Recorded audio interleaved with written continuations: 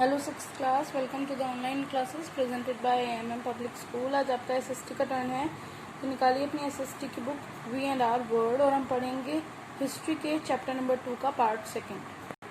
Page number 57 पर बच्चों हम पढ़ेंगे पैलियोलिथिक पीरियड। जो हमारा हिस्ट्री है वो 3 पीरियड्स में डिवाइड है, पैलियोलिथिक, मेसियोलिथिक और नियोलिथिक। तो पैलियोलिथिक जो बच्चों पीरियड है, इसमें हमारे स्टोन टूल्स जो हैं उन्हें और भी मॉडिफाई करके बनाया गया। जो हमारे अर्ली मैन था वो हंटर गैदरर्स ही था, अभी भी इकट्ठा करके खाना, इकट्ठा करके चीज़ें खाता था वो। जो स्टोन टूल्स हैं वो 2 तरीके से बनाने शुरू हुए इस टाइम पर। स्टोन ऑन स्टोन यानी पत्थर से पत्थर को रगड़ना। एक जो पत्थर है ये इस पत्थर को शार्प करने के लिए यूज हो रहा है, तो ये है स्टोन ऑन स्टोन टेक्निक। जो सेकंड टेक्निक थी वो था प्रेशर फ्लेकिंग। प्रेशर फ्लेकिंग में क्या था, here a pebble was placed on a firm surface, this pebble was called core, the piece of bone or stone was placed on the core. The hammer stone was now used to remove flakes from the bone or stone to make flake implements.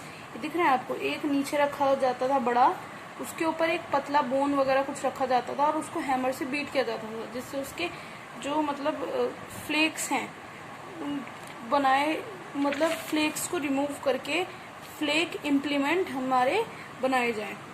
Second है हमारा mesolithic period. Mesolithic period में भी stones tool बनाए गए। इसमें जो बनाए गए वो थे माइक्रोलिथ्स। माइक्रोलिथ्स क्या होते हैं, छोटे से स्टोन टूल्स होते हैं। ये जनरली ज्योमेट्रिक होते हैं शेप में इनके, और इनकी वजह से जो हंटिंग थी वो और भी इजी और इफेक्टिव हो जाती है, क्योंकि ये मतलब इनकी वजह से हमें पास नहीं जाना पड़ता जानवर के, वरना जो बड़े बड़े हैं उनको मारने के लिए तो पास जाओ, लेकिन इन छोटे छोटे की मदद से दूर से ही इनसे हंटिंग की जा सकती थी, तो इनका ये फायदा था। जो नियोलिथिक पीरियड है इसमें और भी ज़्यादा बेहतर हुआ हमारा स्टोन पेंटिंग, स्टोन के टूल्स बनाने वाला। तो इसमें क्या करा गया, मतलब पॉलिश्ड स्टोन टूल्स बनाए गए, ठीक है, और एक सेटल्ड लाइफ हो गई थी सारे विलेजर्स की। जो नियोलिथिक पीरियड है ऑलमोस्ट हमारा बिल्कुल एक तरीके से जो जब वो ह्यूमन टाइप बने ऑलमोस्ट उस टाइप का पीरियड है। तो इस टाइम पे देख रहे हैं आप ये पेंटिंग्स की कितनी अच्छी से करी गई हैं, तो धीरे धीरे डेवलपमेंट होता रहा। अ क्लोजर लुक हंसी।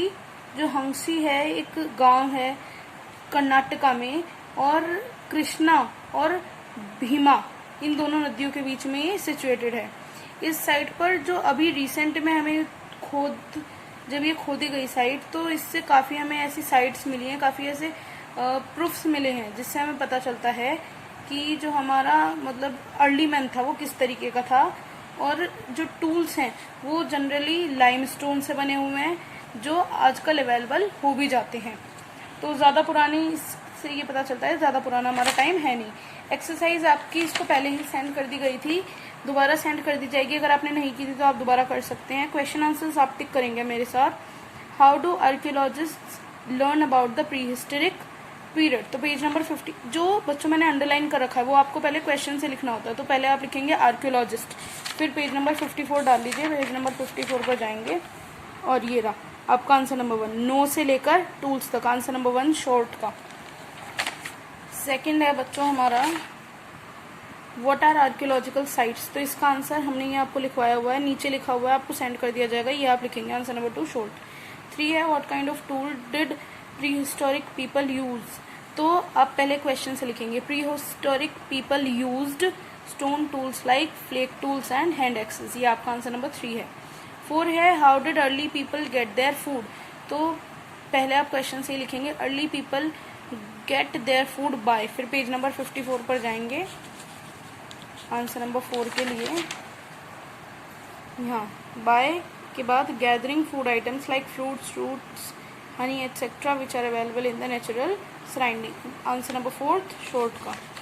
और 5th पे आएंगे शॉर्ट के, what did early people do for shelter and clothing.